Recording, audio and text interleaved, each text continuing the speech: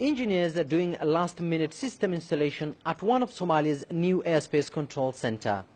Once the initial phase is completed, this will be the country's first modern air traffic control center and a first for Mogadishu in 27 years. For almost 3 decades, a civil aviation caretaker authority collected overflight revenues on behalf of the country with support from the United Nations.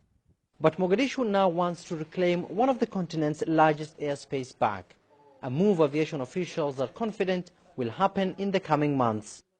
Latest in October, later days, and completing also the Aviation Act, and hopefully before the year ends.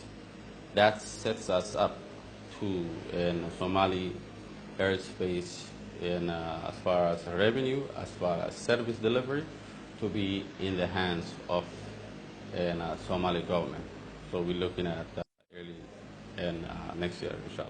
Currently, Somalia's airspace is ranked as Category G, meaning it's uncontrolled.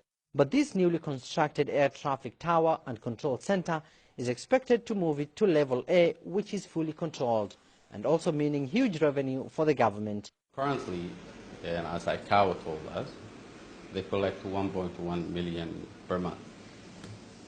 And that's uncontrolled. That is, and basically, you can say it is like peanuts to any other countries that will charge fees on the airspace.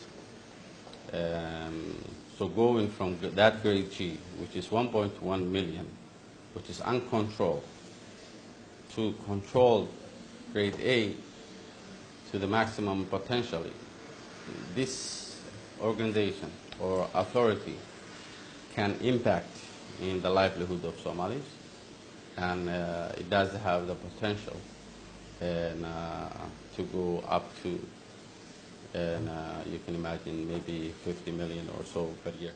With more than 30 flights a day, the Aden Abdullah Airport in Mogadishu is by far the busiest in the country, with dozens of local and international flights arriving on a daily basis. The country's airspace also recently received a huge boost with the ongoing Gulf crisis. Qatar Airways has increased its use of Somalia's airspace, as well as flights diverting away from the conflict in neighboring Yemen. On top of being that, and the conflict of Gulf has something to do with our airspace is getting busier than before. And also in terms of the Yemen issue, also raised more traffic on our airspace. So roughly you can say right now it's about just fly the airlines that flies over, not to the ones that lands in the country, but the airspace, that stage we have like roughly plus 300 or so. The Caretaker Aviation Authority is currently operating from a base in Nairobi, with a staff member of less than 100, including seasoned experts. Mogadishu's airport is also set to resume night operations, a move that will see a sharp increase in air traffic and a boost to Somalia's recovering economy. The return of the airspace control back to authorities here is seen as a major step towards reclaiming Somalia's sovereignty.